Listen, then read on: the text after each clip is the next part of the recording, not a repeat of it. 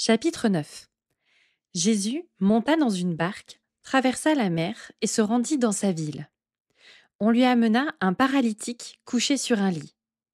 Jésus, voyant leur foi, dit au paralytique : « Prends courage, mon enfant, tes péchés te sont pardonnés. » Sur quoi quelques scribes se dirent : « Cet homme blasphème. » Et Jésus, qui connaissait leurs pensées, dit : « Pourquoi avez-vous de mauvaises pensées dans vos cœurs ?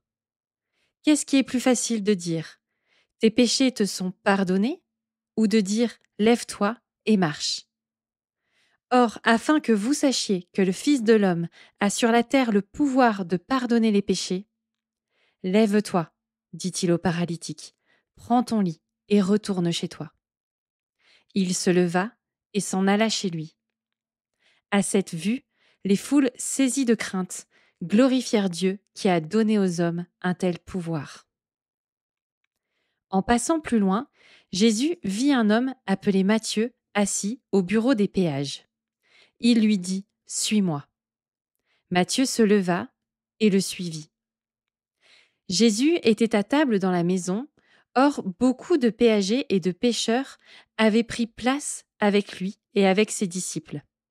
À cette vue, les pharisiens dirent à ses disciples : « Pourquoi votre maître mange-t-il avec les péagers et les pêcheurs ?» Jésus, qui avait entendu, dit : « Ce ne sont pas les bien portants qui ont besoin de médecins, mais les malades.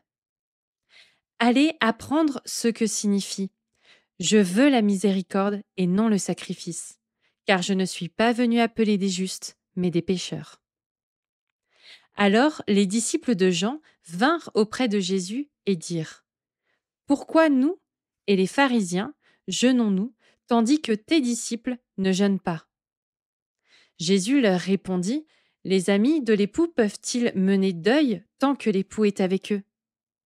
Les jours viendront où l'époux leur sera enlevé, et alors ils jeûneront.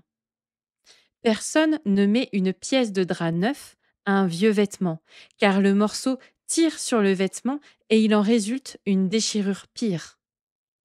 On ne met pas non plus du vin nouveau dans de vieilles outres, autrement les outres se rompent, le vin se répand et les outres sont perdues.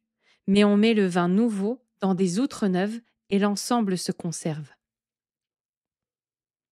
Tandis qu'il leur adressait ces paroles, un chef arriva, se prosterna devant lui et dit : « Ma fille est morte il y a un instant. Mais viens, impose-lui les mains et elle vivra. » Jésus se leva et le suivit avec ses disciples. Et voici qu'une femme, atteinte d'une perte de sang depuis 12 ans, s'approcha par derrière et toucha la frange de son vêtement. Car elle se disait : si je puis seulement toucher son vêtement, je serai guérie. Jésus se retourna et dit en la voyant : « Prends courage, ma fille, ta foi t'a guérie. » Et cette femme fut guérie à l'heure même. Lorsque Jésus fut arrivé à la maison du chef et qu'il vit les joueurs de flûte et la foule bruyante, il leur dit : « Retirez-vous, car la jeune fille n'est pas morte, mais elle dort. » Et il se moquait de lui. Quand la foule eut été renvoyée, il entra, saisit la jeune fille par la main, et la jeune fille se leva. Le bruit s'en répandit dans toute la contrée. Comme Jésus s'en allait, 2 aveugles le suivirent en criant : « Aie pitié de nous, fils de David !» À son arrivée à la maison, les aveugles s'approchèrent de lui, et Jésus leur dit : « Croyez-vous que je puisse faire cela ? » ?»« Oui, Seigneur, » lui répondirent-ils. Alors il leur toucha les yeux en disant : « Qu'il vous soit fait selon votre foi. » Et leurs yeux s'ouvrirent.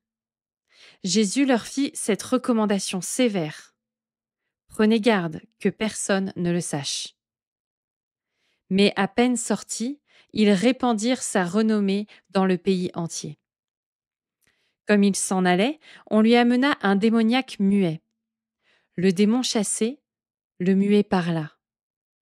Et les foules dans l'admiration disaient : « Jamais rien de semblable ne s'est vu en Israël. » Mais les pharisiens disaient : « C'est par le prince des démons qu'il chasse les démons. »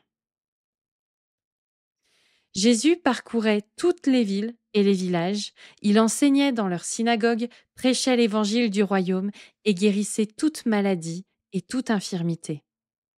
À la vue des foules, il en eut compassion car elles étaient lassées et abattues comme des brebis qui n'ont pas de berger. Alors il dit à ses disciples, la moisson est grande, mais il y a peu d'ouvriers. Priez donc le Seigneur de la moisson d'envoyer des ouvriers dans sa moisson.